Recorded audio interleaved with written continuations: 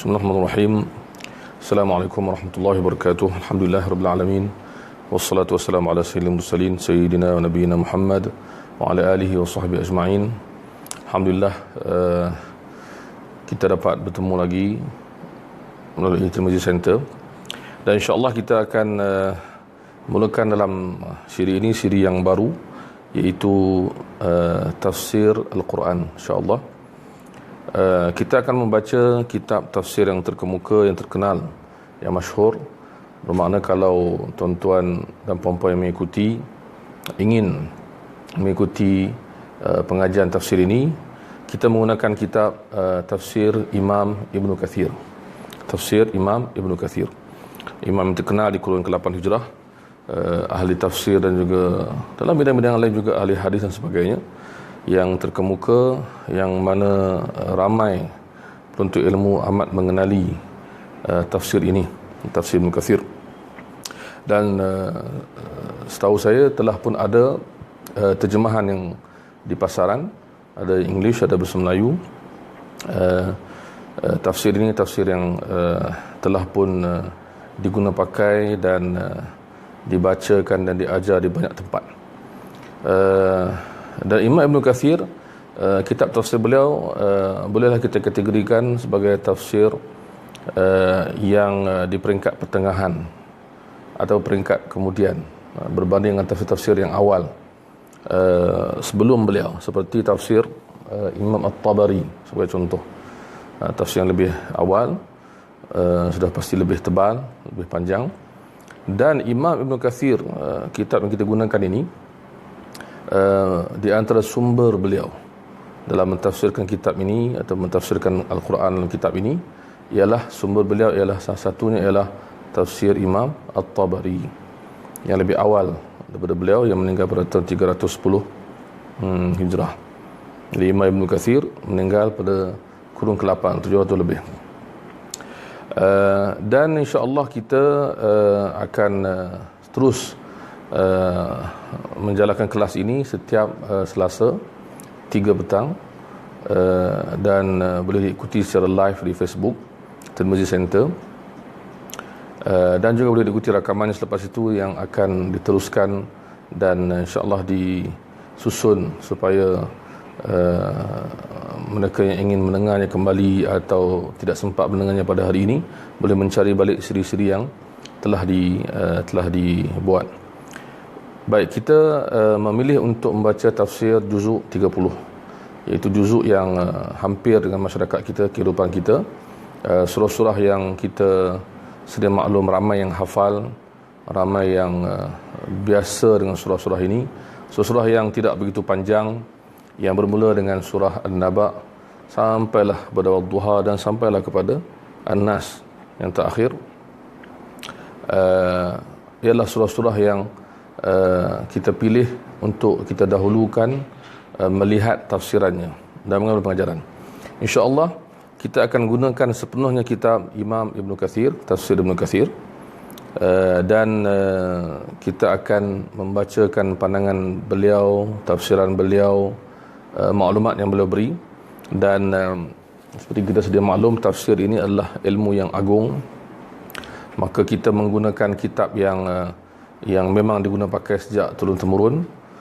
Jadi untuk mentafsirkan kitab Allah SWT perlukan kepada syarat-syarat yang disebut oleh para ulama seperti Imam As-Suyuti yang menulis dalam bab Al-Quran, juga imam-imam lain, bahawa seorang mufassir itu, seorang ahli tafsir itu mempunyai syarat-syarat dia. Jadi bila kita di zaman sekarang ni sudah jauh daripada zaman terdahulu, maka mungkin syarat-syarat tersebut sukar dipenuhi seperti yang disenaraikan oleh para ulama yang terdahulu. Tapi alhamdulillah, kita memiliki khazanah ilmu tafsir yang luas, yang banyak, yang besar. Maka apa yang kita boleh lakukan, yang kita insya-Allah berkhidmat untuk masyarakat, ialah kita membacakan tafsir-tafsir yang terkemuka ini dan cuba menterjemahkannya, cuba menghuraikannya mengikut yang diberikan oleh Imam Ibn Kathir. Surah yang pertama kita nak baca bersama tafsirannya, bermula siri yang pertama ini, adalah surah An-Naba. Seperti kita sebutkan, surah pertama juzuk 30, iaitu surah Amma Yatasaalun. Itu surah yang sering kita dengar dibaca oleh para imam di masjid-masjid. Dan surah ini menurut Imam Ibn Kathir dimulakan dengan menyatakan ia adalah surah Makkiyah. Di antara pendapat ulama, Makkiyah ni adalah surah yang turun sebelum hijrah, manakala surah yang turun selepas hijrah dipanggil surah Madaniyah. Maknanya surah Makkiyah. Dan para ulama tafsir menyatakan surah Makkiyah menumpukan kepada pengukuhan akidah dan juga asas dalam membina seorang Muslim dan juga pegangan masyarakat Muslim. Baik, surah ini dimulakan dengan Bismillahirrahmanirrahim, Amma Yatasaalun, iaitu satu persoalan ditimbulkan, satu gambaran kepada apa yang musyrikin, yang orang kafir di zaman itu bicarakan tentang Islam.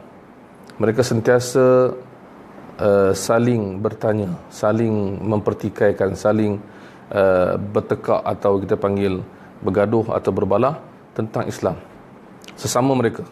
Jadi mereka sentiasa berbincang, tapi dalam berbincang itu mereka berbeza pandangan tentang Nabi, tentang Al-Quran, tentang Islam zaman itu. Maka Allah SWT menjawab persoalan mereka bila mereka seakan-akan menolak Islam ini. Bukan seakan-akan, memang mereka menolak Islam. Maka Allah menjawab apa yang mereka tolak, apa yang mereka nafi, apa yang mereka bincangkan. Maka dimulakan dengan menyebut tentang apakah perkara apakah yang mereka bicarakan atau persoalkan. Amma yatasaalun, apakah sebenarnya mereka tak puas hati persoalkan apa sebenarnya. Anin naba'il azim, iaitu tentang berita yang besar. Satu an-naba' ni maksudnya satu perkara yang agung, dan ditambah lepas tu al-azim, yang memang agung. Berita khabar berita tu an-naba', al-azim yang agung, yang hebat, yang besar. Di sini Imam Ibn Kathir menyatakan sebahagian ulama memberikan beberapa pandangan tentang apakah maksud an-naba'il azim, tentang apakah yang mereka persoalkan. Mereka persoalkan tentang an-naba'il azim. Jadi orang kafir persoalkan tentang an-naba'il azim, berita yang besar. Maka sebahagian ulama tafsir seperti disebut di sini, Qatadah dan Ibn Zaid, mengatakan bahawa an-naba'ul azim ialah al-ba'thu ba'dal maut.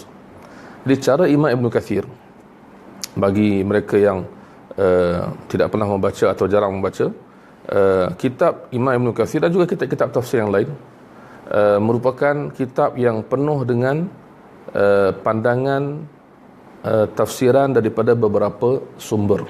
Antaranya adalah tafsiran daripada Al-Quran sendiri.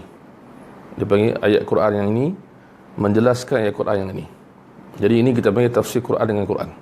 Jadi kita akan jumpa bagaimana Imam Ibn Kathir bercerita tentang satu ayat, dia bawa ayat surah lain yang menjelaskan, yang menghuraikan ataupun yang menyokong.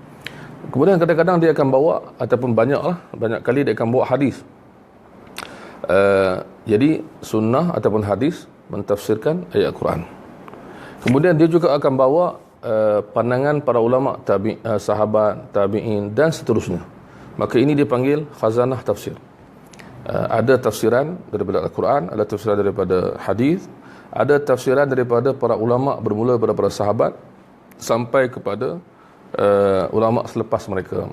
Jadi di sini sebagai contoh yang kita jumpa sekarang ini, ketika Imam Ibn Kathir nak mentafsirkan an-naba'il azim, iaitu perkara yang mereka persoalkan, perselisihkan, iaitu berita yang agung, berita yang hebat, berita yang menggemparkan ke apa. Jadi apa maksud berita yang hebat ini? Apakah berita yang mereka bincangkan ini? Maka Imam Ibn Kathir membawa beberapa pandangan ulama seperti Qatadah, Mujahid, Ibn Zaid. Ini ulama-ulama tafsir yang terkenal, yang mana ada yang hidup di zaman tabi'in, ada yang selepas itu sikit, sebelum itu sikit, dan dia akan bawa pandangan sahabat dan lain-lain. Maka di sini kita dapati Imam Ibn Kathir menyatakan an-naba'il azim, berita yang agung ni ialah, pertama kata Imam Qatadah dan Ibn Zaid, so dia nukilkan pandangan ni, an-naba'il azim ialah al-ba'thu ba'dal maut, iaitu proses kebangkitan manusia kembali selepas mati. Bermakna perkara yang mereka perselisihkan, mereka bertekak, mereka persoalkan, betul ke ada kebangkitan semula yang diberitahu oleh Nabi Muhammad? Benarkah? Ya ke? Betul ke? Dia bincang. Tentang apa? Kata Imam Qatadah dan juga Imam Ibn Zaid, al-ba'thu, kebangkitan, bangkit balik, dihidup kembali manusia lepas mati. Itu satu. Kemudian Imam Ibn Katsir memberi pandangan Imam Mujahid pula. Mujahid adalah tabi'in yang terkenal, Imam Mujahid bin Jabir al-Makki. Dia kata maksud an-naba'ul azim ialah Quran itu sendiri dengan segala isi kandungannya. Setiap kali diwahyukan kepada baginda sallallahu alaihi wasallam, baginda membacakan dan menyebarkan, maka orang musyrikin Quraisy sentiasa berselisih faham, betul ke, macam mana ke, adakah Quran ni daripada Allah ke daripada Nabi Muhammad. Mereka berselisih faham yang amat sangat. Dalam hati mereka macam nak terima, kemudian ada orang kata tak, ada orang kata begitu. Ini dia panggil hidup dalam keadaan tak tenang dan tak dapat hidayah, dan mereka sentiasa berfikir untuk menentang. Baik, kata Imam Ibn Katsir, ini cara Ibn Katsir sebut beberapa perkara. Bila nampak macam ni, dia kata apa? Wal azhar al awal. Dia kata bagi dia yang makna yang lebih menyelah, yang lebih utama ialah pendapat yang pertama, iaitu an-naba'il azim ialah kebangkitan semula, hari kiamat, hari kebangkitan balik, hari akhirat. Itu yang lebih utama dan tepat maksud an-naba'il azim. Itu. Jadi ini kadang-kadang cara Imam Ibn Katsir, dia bawa beberapa pandangan, kemudian kadang-kadang dia pilih pandangan yang lebih tepat ataupun lebih utama. Kadang-kadang dia bawa beberapa pandangan dan dia berikan pandangan tu begitu sahaja. Ini dipanggil cara ulama tafsir berbeza pandangan dan memilih pandangan yang lebih utama. Kita tak kata pandangan yang kedua tadi salah terus, tapi yang lebih tepat dengan ayat dan konteks ini dan lebih khusus ditumpukan ialah tentang kiamat. Kalau kita fikirkan balik, apa kata Imam Mujahid tadi tentang berita gempar, berita besar yang mereka bincang ni ialah Al-Quran. Quran apa ada cerita pasal kiamat? Itu maksud dia. Dia pendapat ni tidaklah sampai ke tahap bertembung, tapi yang lebih sesuai dan utama nak diketengahkan ialah tafsiran An-Naba'il Azim. Yang mereka perselisihkan ialah kebangkitan semula manusia pada hari kiamat. Alladhi hum fihi mukhtalifun, yang mana mereka amat-amat bercanggah dan berbeza pendapat, ada yang percaya, ada yang tidak. Jadi kata Imam Ibn Katsir, iaitu an-nasu fihi ala qaulain. Masyarakat ketika itu terbahagi kepada dua. Mu'minun bihi, ada yang percaya kepada hari kiamat, wa kafir, dan ada yang tak percaya. Okey, sesama mereka, itu maksud. Dan kita jangan sangka orang kafir ni langsung, orang kafir zaman Nabi tu atau musyrikin langsung tak percaya adanya kiamat. Kerana terdapat bukti-bukti yang mereka percaya, tapi mereka tidak mahu bercakap tentang benda itu, dan mereka takut untuk bercakap, dan mereka tidak beriman. Itu maksud. Mereka tidak mahu mengikuti agama tersebut. Baik. Kemudian Imam Nawawi mengatakan Allah menyebut kalla saya'lamu. Maksudnya apa? Mereka akan tahu. Kalla ni adalah sebagai satu amaran. Bukan begitu, tidak begitu, tidak sekali-kali seperti yang mereka sangkakan. Mereka akan mengetahui hakikat yang sebenar. Diulang dua kali. Kalau kita lihat dalam Al-Quran, terdapat ayat-ayat yang diulang untuk penegasan, untuk amaran, sebab ia penting. Kita baca ayat kadang-kadang aula laka fa aula, thumma aula laka fa aula, atau ayat inna ma'al usri yusra, inna ma'al usri yusra, kalla sawfa ta'lamun, thumma kalla sawfa ta'lamun, ayat ni ayat surah At-Takatsur. Kemudian yang ni kalla saya'lamun, thumma kalla saya'lamun.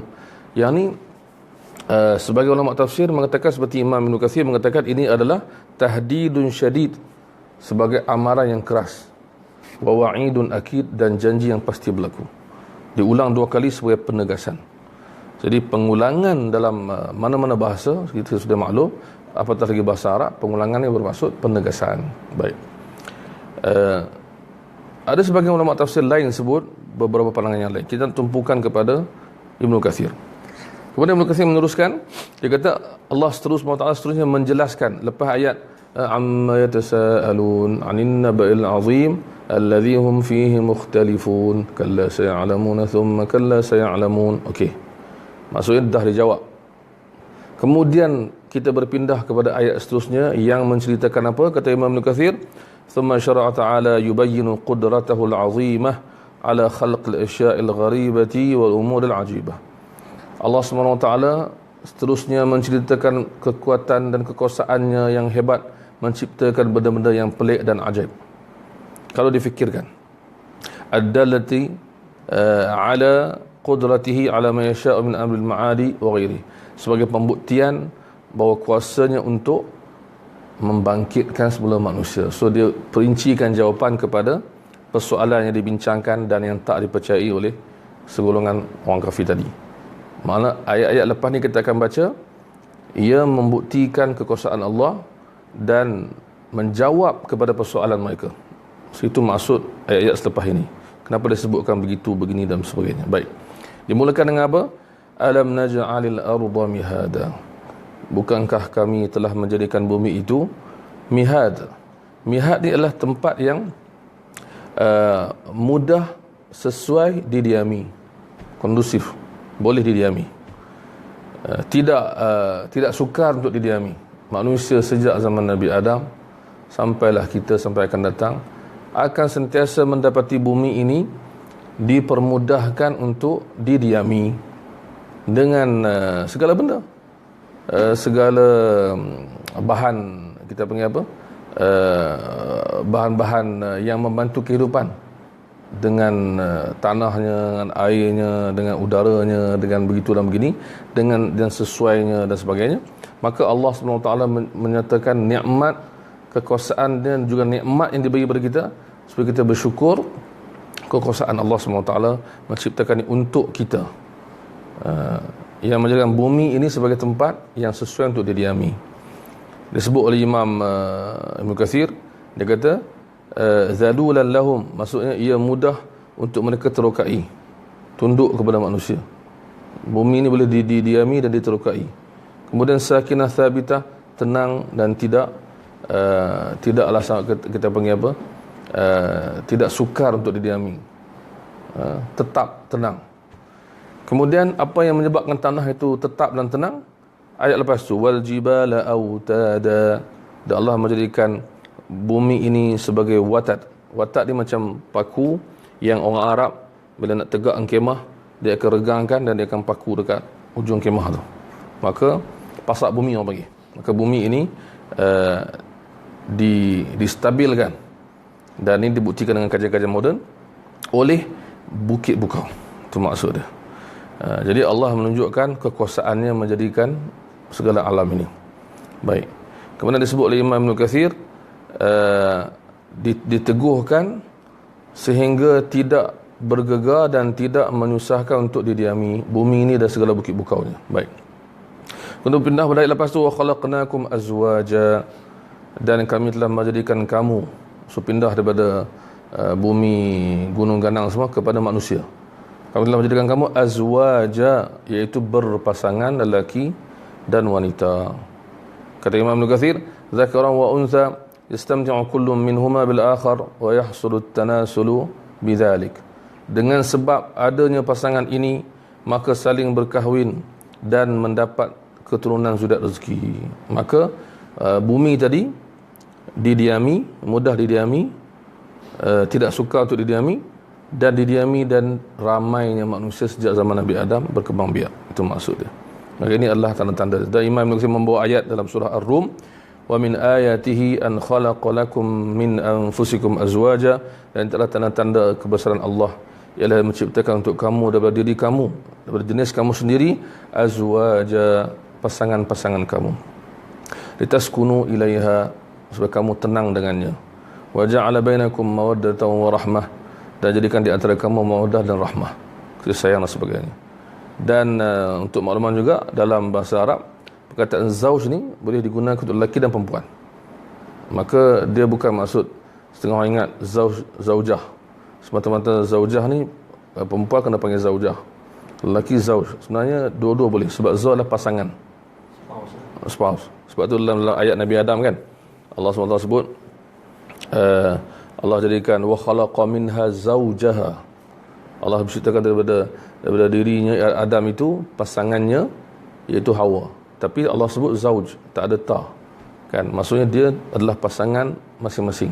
Maka dia sesuai digunakan untuk lelaki dan perempuan. Cuma kadang-kadang dalam masyarakat dia biasa kita guna perempuan tambah ta bulat, zaujah, itu biasa.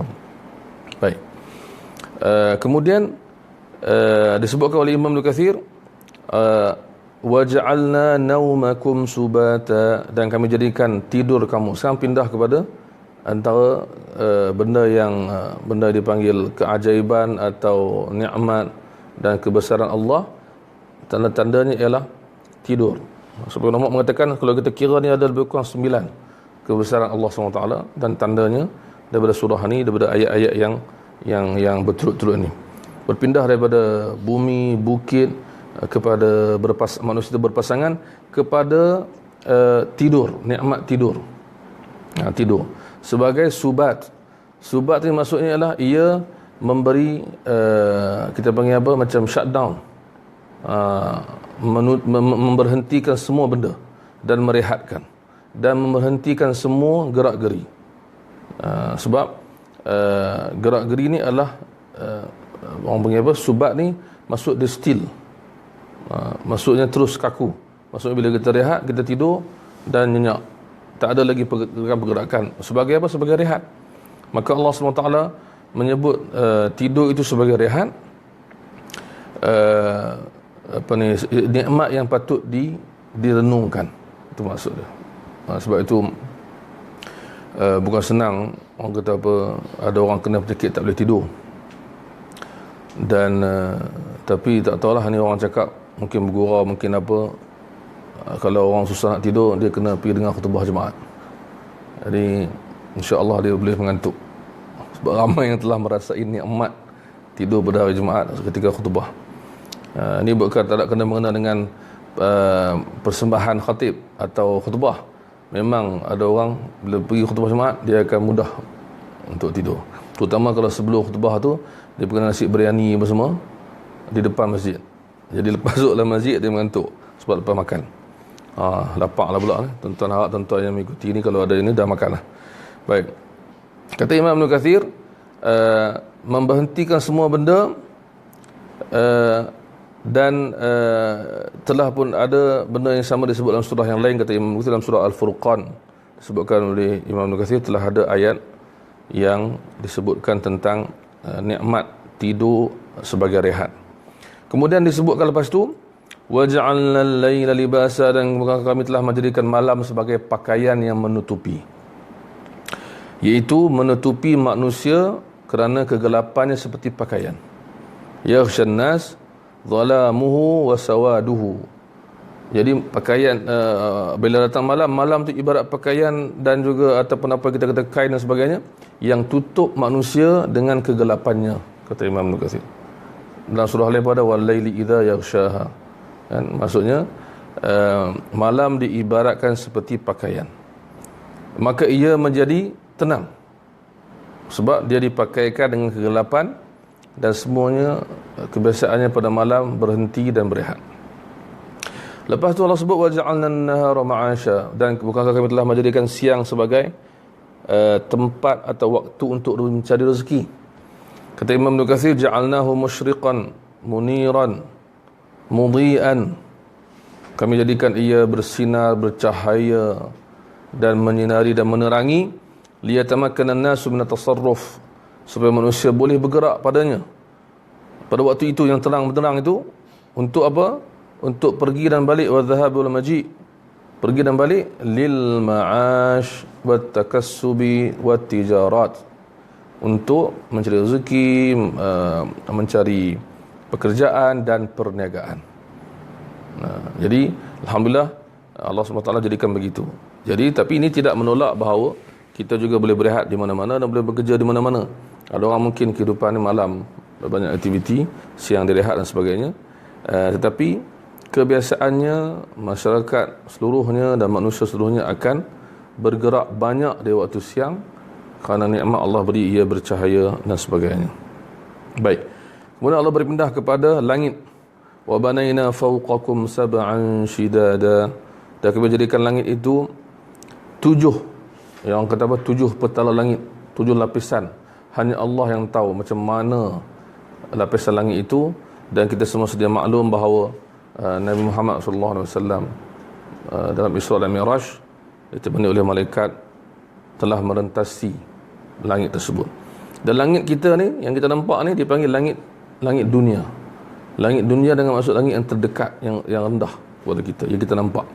Ini pun kita nampak, dah tak tahu nak cakap mana di hujung, mana kemudian, betapa perfect ciptaan Allah langit itu, yang kita rasa macam seluas mata memandang, sejauh mata memandang. Baru langit yang bawah, itu maksud dia.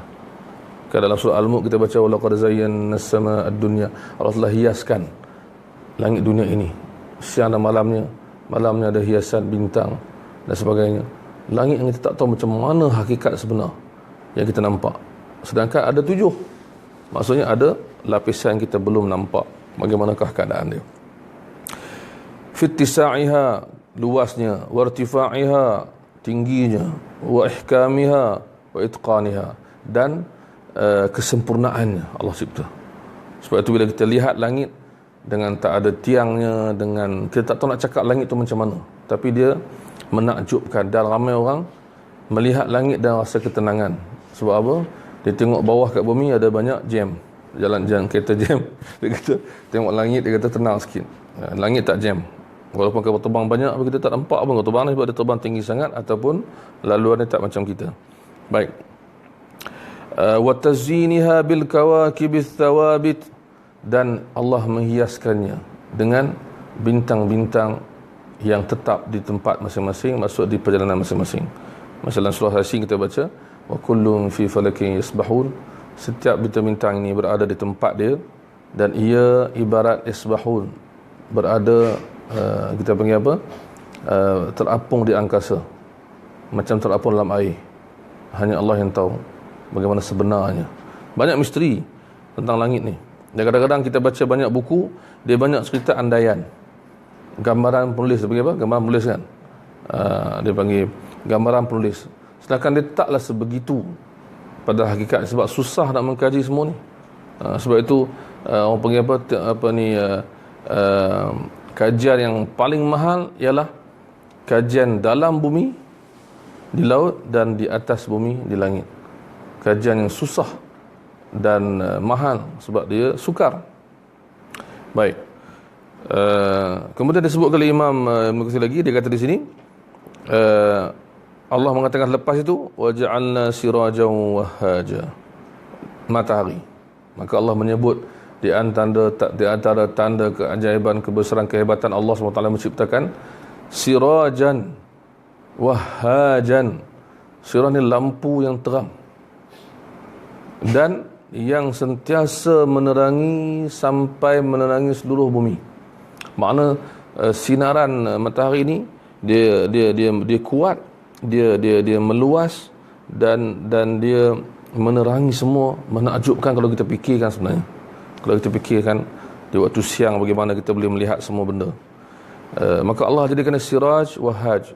Siraj ni lampu yang menerangi.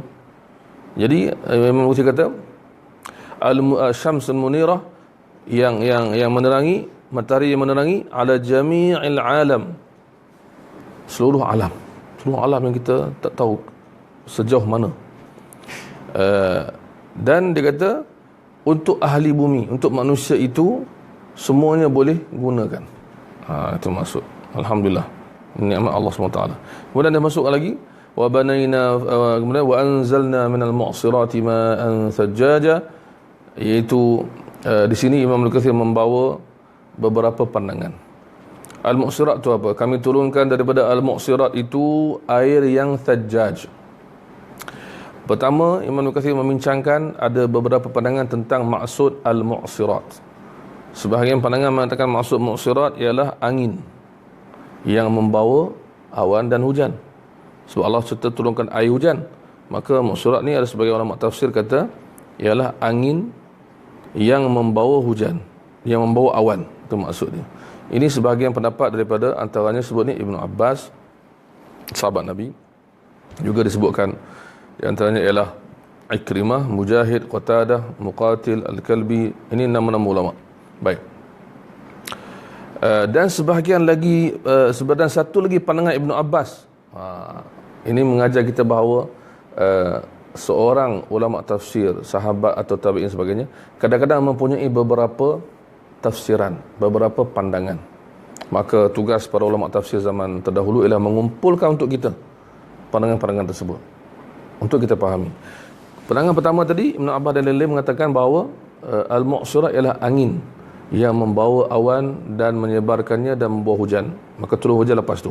Pendapat yang kedua juga pendapat Ibn Abbas dan juga beberapa lagi ulama lain seperti Al-Hasan Al-Basri, Sufyan Al-Thawri, Al-Dhahak mengatakan ialah as-sahab, iaitu awan itu sendiri. Nama dia al-mu'sirah itu ialah awan itu sendiri. Dan kata Imam Ibn Katsir di sini, waqtarahu Ibnu Jarir. Apa maksud dia? Dan pendapat ini dipilih oleh Ibnu Jarir. Siapa Ibnu Jarir? Imam At-Tabari. Jadi ini menunjukkan bahawa Imam Ibn Katsir menguasai tafsir-tafsir terdahulu, terutama tafsir Imam At-Tabari, ulama besar dalam hadis, dalam fiqh, dalam tafsir. Imam Ibnu Jarir Muhammad bin Jarir At-Tabari meninggal 310. Dan ketika Imam Ibn Jarir mengarang kitab tafsir dia, semua orang kagum dengan kitab tersebut. So Ibn Katsir memang terbukti dalam banyak tafsiran dan kitab dia jelas menunjukkan dia menggunakan tafsir At-Tabari dan memilih pandangan-pandangan dan meringkaskannya dalam kitab ni. Sebab tu kalau orang tanya saya, kalau ustaz-ustaz yang mahir berbahasa Arab, elok baca tafsir Tabari. Kalau nak ambil ringkasan, baca tafsir Ibn Katsir. Jadi asal usulnya sama, iaitu tafsir yang besar. Dan kita pun ada ringkasan tafsir At-Tabari yang dibuat oleh salah seorang ulama Jordan, iaitu Dr. Salah bin Fattah Al-Khalidi, dan saya sempat belajar tafsir dan beberapa kitab dengan beliau. Seorang yang alim, dia buat ringkasan tafsir At-Tabari. Sebab tafsir At-Tabari ini tebal, besar sangat, maka dia buat ringkasan. Baik. Jadi mu'sirah ni ada dua pandangan. Satu angin, satu lagi awan. Maka kata Imam Ibn Katsir, pendapat awan itu dipilih oleh Ibnu Jarir At-Tabari. Baik. Kemudian inilah yang disebut oleh Al-Farra' juga. Disebut sini Ibn Katsir membawa pandangan Al-Farra', ulama tafsir, ulama bahasa, ulama Quran juga, mengatakan bahawa ia adalah as-sahab allati tatahallabu bil matar, iaitu awan yang besar yang menyedut air hujan. Walam tumtir ba'du, dan dia belum lagi turun hujan. Itu maksud mu'sirah yang disebut oleh Imam Al-Farra'. Mu'sirah adalah awan yang prepare, ready anytime, bila masa nak hujan. Itu maksud dia. Dan dia ambil dalam bahasa Arab, dia kata apa? Imra'atun mu'sir, wanita yang mu'sir, yang mu'sirat. So perempuan yang mu'sir ialah perempuan yang dah sampai waktu haid tapi belum haid, tertahan haid dia, dah terkumpul. Itu asal bahasa dia tu. Ini menunjukkan satu benda lagi, bagaimana mentafsirkan Quran perlu kepada syarat bahasa Arab.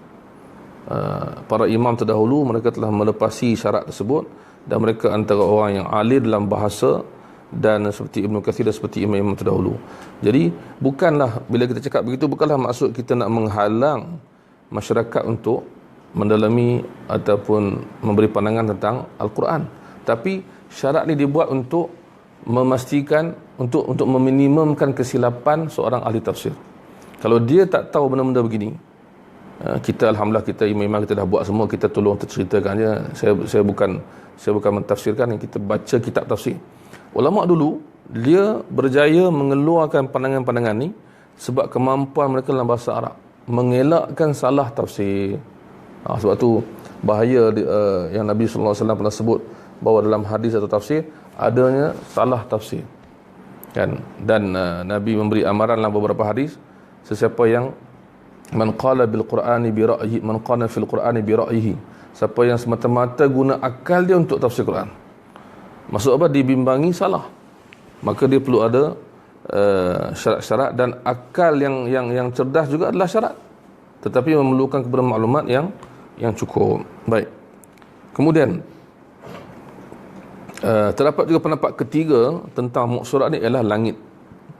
Jadi kata ulama bila sebut hujan turun daripada langit, maksud daripada awan lah, sebab awan tu di bahagian atas, ya.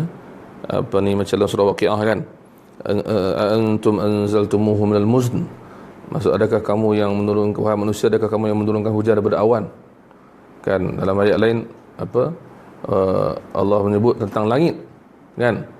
Yusidis sama, Nabi Nuh kata kepada kaum dia, minta ampunlah pada Allah, yursilis sama alaikum midrara, Allah turunkan langit, daripada langit maksudnya daripada awan, sebab bahagian atas. Baik. Kemudian kata Imam Ibn Kathir, pendapat yang paling utama wallahu alam ialah, pendapat yang lebih tepat ialah al-mu'surat tadi ialah awan. Maka dia pilih pendapat dia. Jadi ini antara cara Ibn Kathir memberikan tafsiran. Dia kata apa? Dia bagi satu sokongan. Dalam surah Ar-Rum, Allah menyebut Allahul ladzi yursilu riyaha fatuthiru sahaba. Allah yang menghantar angin dan ia membentuk awan. Fa yabsutuhu fis sama, maka dia dibentangkan awan itu di langit. Kaifa yasha, sebagaimana Allah kehendaki. Wa yaj'aluhu kisafan fatarul wadqa yakhruju min khilalihi, nampak ada petir kilat keluar daripada celah-celahnya, dan kemudian ada hujan dan sebagainya. Maka menyebut fatuthiru sahaban, disebutkan sahab iaitu awan. Baik. Kemudian disebutkan air yang sajjaj. Saya tak terjemah tadi sebab saya nak ambil tafsiran Ibn Kathir. Apa maksud air hujan yang sajjaj? Sajjaj. Maka dibuat beberapa pandangan, seperti pandangan Imam Mujahid dan Qatadah dan Imam Ar-Rabi' bin Anas. Itu sajjaj ialah munsab, iaitu turun dengan lebat, turun dengan banyak, macam dicurah-curah, jumlah yang begitu banyak, macam ada orang curahkan air yang banyak ke bawah. Dan kata Imam Al-Thawri, mutatabi'an, iaitu hujan tu turun berturut-turut, mengikuti, tidak berhenti. Dan kata Imam Ibn Zaid pula, kathiran, banyak, air hujan tu dalam kuantiti yang banyak. Baik. Kemudian yang menariknya, lepas tu Imam Ibn Kathir membawa pandangan Imam Ibn Jarir. Dia bawa terus pandangan. Dia kata qala Ibn Jarir, berkata Imam Ibn Jarir. Dia bawa pandangan. So dia menukilkan, kan, walaupun dia tu imam dah hebat, tapi dia masih menukilkan pandangan imam yang dianggap tokoh besar dalam tafsir, itu Imam Ibn Jarir At-Tabari. Dia kata dalam bahasa Arab, asal perkataan sajjaja ialah yang banyak dan tidak berhenti-henti, mencurah-curah, itu maksud dia. Dan dibawa sokongan daripada hadis Nabi, afdalul hajj al-ajj was-sajj, iaitu haji yang terbaik ialah haji yang ada sajj, iaitu ada darah sembelihan binatang yang disembelih, dikorbankan pada ketika kita tahu ketika kurban raya haji, darah yang banyak dan berturut-turut. Kemudian dalam beberapa hari ini disebutkan bagaimana seorang wanita datang kepada Rasulullah mengadu tentang darah haidnya begitu banyak, digunakan perkataan sajja, iaitu banyak, tak berhenti, berturut-turut. So semua tadi terkumpul sekali, banyak, tak berhenti, berturut-turut dan sebagainya. Jadi bagaimana Allah turunkan hujan, kita dapati hujan ni ada kalanya Allah turunkan sedikit, banyak, ada kalanya terlalu banyak, sampai kita kata apa, hujan yang begitu lebat. Dan kita belajar di sekolah dulu bagaimana dalam geografi diukur taburan hujan, tolok hujan. Lepas tu apa, ada tempat yang paling kering, ada tempat yang paling basah, paling lembap semua. Maka Allah menurunkan semuanya. Baik. Kemudian Allah menyebutkan disebabkan hujan tadi Allah telah menumbuhkan tumbuh-tumbuhan. Linukhrija bihi habban wa nabata wa jannatin alfafa. Untuk kami keluarkan, tumbuhkan, kata Imam Ibn Kathir, linukhrija bihadzal ma'il kathir at-tayyib an-nafi' al-mubaraki, kami keluarkan pada air hujan yang banyak, yang elok, yang suci, yang bermanfaat dan yang berkat ini, habban, iaitu tumbuh-tumbuhan yang berbentuk bijirin, wa nabatan, dan pokok-pokok hijau yang dimakan segar, wa jannatin, dan kebun-kebun yang besar yang banyak buah-buahan, yang banyak warna buah-buahannya dan sebagainya. Disebut sini, sedangkan air hujan itu ialah air hujan yang satu, ataupun tempat yang satu menerima hujan yang sama, maka Allah SWT mentakdirkan ditumbuhkan pelbagai jenis. Sebab tu dan disifatkan jannat tadi, taman-taman kebun-kebun tadi alfafa. Apa dia alfafa? Iaitu yang rimbun, yang penuh, yang saling berkumpul pokok-pokok dia. Daun dia rimbun, masuk menumbuhkan kebun yang hijau, menghijau, yang penuh. Maka Allah menceritakan semuanya ini adalah nikmat yang diberi oleh Allah dan kekuasaan Allah Subhanahu Wa Taala. Dan Imam Ibn Kathir membawa ayat lain dalam surah Ar-Ra'd, bagaimana Allah menumbuhkan segala jenis pokok, segala jenis buah-buahan yang berwarna, yang berbagai jenis. Disebut apa? Yusqa bima'in wahid, ia disirami dengan air yang sama. Maka Allah menumbuhkan, betapa hebatnya kekuasaan Allah SWT. Kalau kita fikirkan, dengan air yang sama tumbuhnya pelbagai bentuk buah-buahan dan sayuran dan kebaikan untuk manusia. Baik, kemudian habis yang tu, habis selesai yang tadi, maka kata ulama yang tadi tu daripada awal surah sampai situ menunjukkan bagaimana Allah berkuasa untuk membangkitkan manusia. Okey. Daripada semua penciptaan Allah, daripada tiada kepada ada, maka nanti bila semua manusia tadi bumi hancur, gunung hancur, kan kita cerita tadi bumi dulu. Bumi pun akan hancur. Bukit, gunung ganang akan hancur. Manusia akan mati, musnah semuanya. Kemudian siang dan malam semua akan habis. Kemudian disebut tentang tumbuh-tumbuhan, hujan semua akan habis. Maka datanglah jawapan yang lebih terperinci bahawa hari kiamat nanti bagaimana akan berlaku. Maka Allah menyebut inna yawmal fasli kana miqata.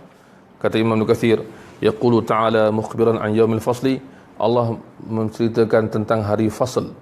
Kenapa dinamakan al-fasl? Ialah hari penentuan.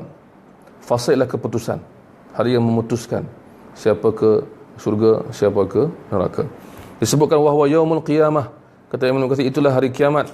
Annahu muaqqatun bi ajalin ma'dud, kata Imam Ibn Kathir. Ia waktu yang miqat. Kan kita dengar kata miqat dalam haji, kan? Miqat ni waktu yang telah ditetapkan, telah ditetapkan, tidak ada kurang dan lebih, cepat dan lambat. Bi ajalin ma'dud, iaitu ajal maksudnya ialah tempoh masa yang ditetapkan, yang telah ada tempohnya, cuma kita tak tahu. La yuzadu alaihi wa la yunqasu min, tidak ditambah dan tidak dikurangkan. Wa la yu'lamu waqtuhu, tidak diketahui waktunya. Ala ta'yin, pada waktu yang tepat. Illallahu azza wa jal. La ya'lamu waqtahu ala ta'yin illallahu azza wa jal. Tidak siapa pun tahu waktu kiamat itu dengan tepat melainkan Allah azza wa jalla. Dalam ayat yang lain disebutkan sini surah Hud, ada cara dia tafsir Quran dengan Quran, dia sokong, dia kata wa ma nuakhiruhu illa li ajalin ma'dud, tidaklah kami lewatkan ia melainkan pada tempoh yang telah ditetapkan dan dikira. Hanya kita yang tak tahu. Sebab itu bila kita baca hadis Jibril alaihissalam yang datang dalam bentuk lelaki, jumpa Rasulullah tanya soalan, bila kiamat Nabi kata mal mas'ulu anha, yang ditanya bi'a'lam min as-sa'i, tidak lebih mengetahui daripada yang bertanya. Maka ketua malaikat Jibril dan ketua segala makhluk dan para nabi dan rasul itu Rasulullah tidak mengetahui.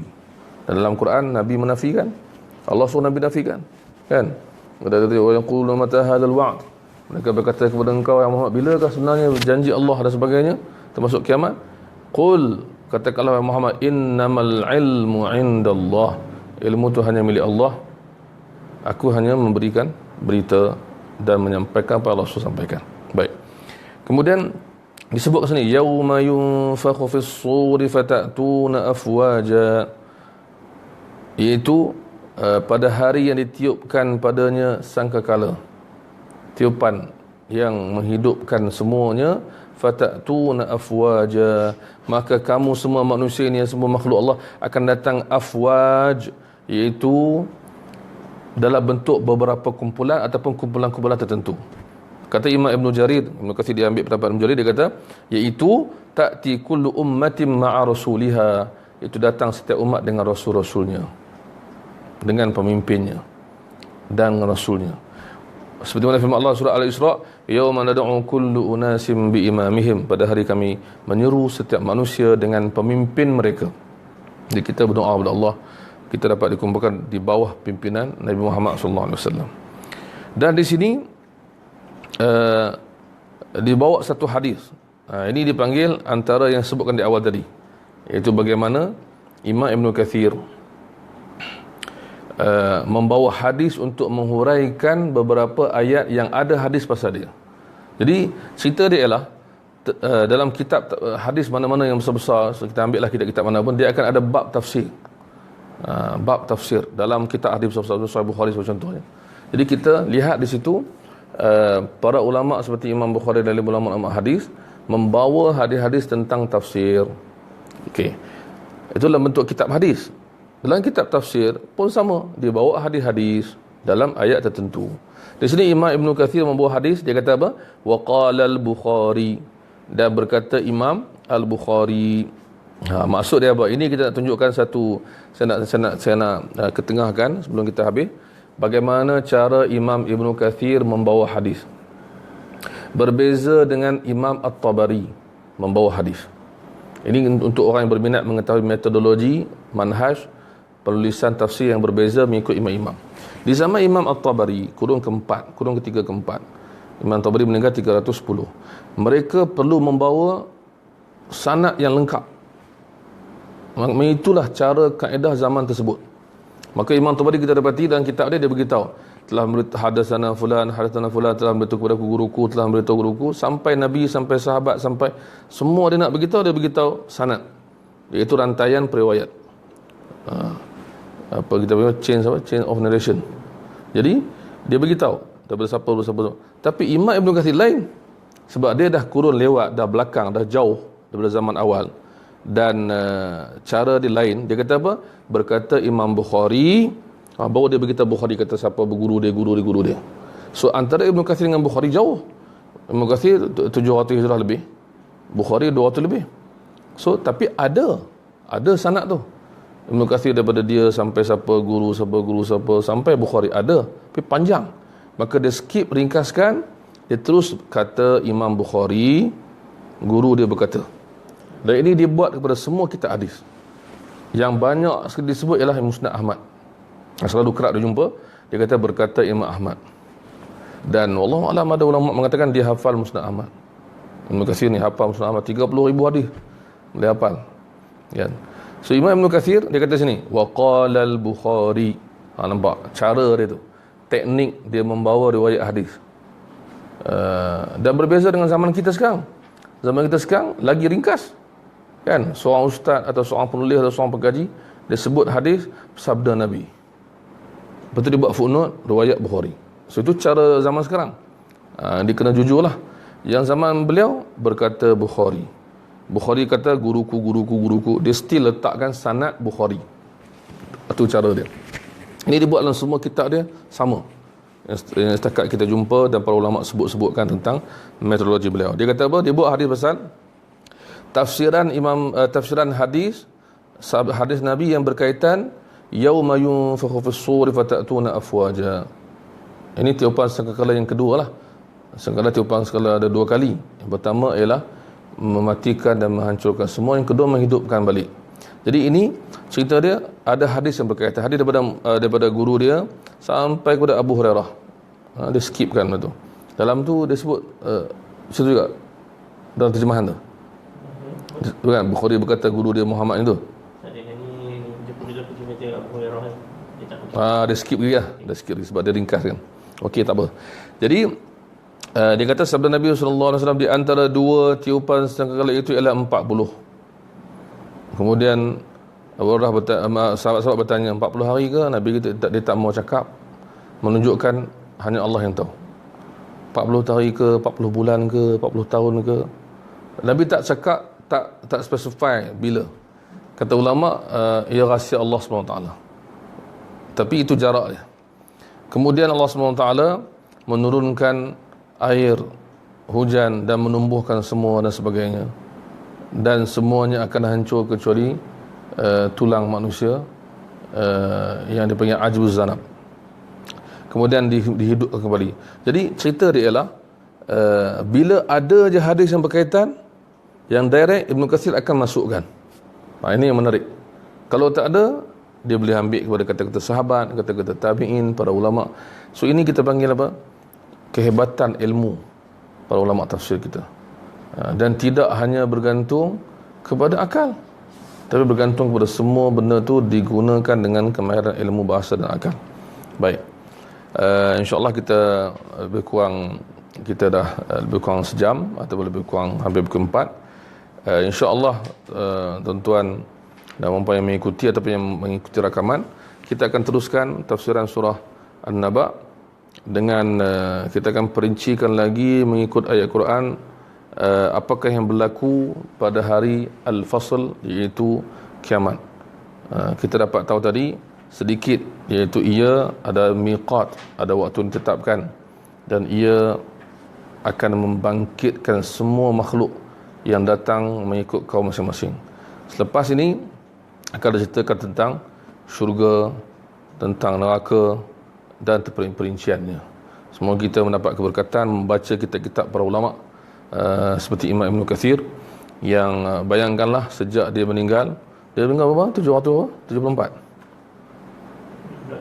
77 74 ya, tak tulis 774 ke 7 berapa, 774. Jadi dia telah menunjukkan bagaimana ilmu tafsir ini dia dapat daripada guru dia. Dia 74 betul. Dia sebarkan, dan berkat ilmu dia ni daripada tahun 774 dia meninggal sampai sekarang ni 1400 lebih, buku dia famous. Semua, insya-Allah semua orang tahu tafsir Ibn Kathir, tafsir Ibn Kathir. Jadi ini dipanggil di antara kekayaan ulama dulu ialah ilmu mereka, bukan pada harta dan keduniaan. Jadi kita, bila kita baca kitab ni, kita kena ingat selalu, kena doakan semoga Allah merahmati Imam Ibn Kathir, semoga Allah merahmati semua imam-imam tafsir. Dengan sebab mereka lah kita faham kalam Allah Subhanahu Wa Taala. Jadi semoga kita dapat sambung lagi, insya-Allah. Kita ambil tadi beberapa ayat, 18 ayat. Kita akan sambungkan, insya-Allah. Saya cuba untuk ringkaskan, tapi nak skip orang kata-kata Ibn Kathir, seronok nak baca kata-kata dia, supaya dia yang menjelaskan kepada kita. Wallahu alam. Bagi tuan-tuan yang ada kitab, tak kiralah kitab Arab atau terjemahan, boleh ikuti setiap minggu, setiap Selasa kita akan buat tafsir Ibn Kathir, insya-Allah. Terima kasih kerana mengikuti. Kita mengakhiri dengan tasbih kafarah. Subhanakallahumma wa bihamdika, asyhadu an la ilaha illa anta, astaghfiruka wa atubu ilaik. Assalamualaikum warahmatullahi wabarakatuh.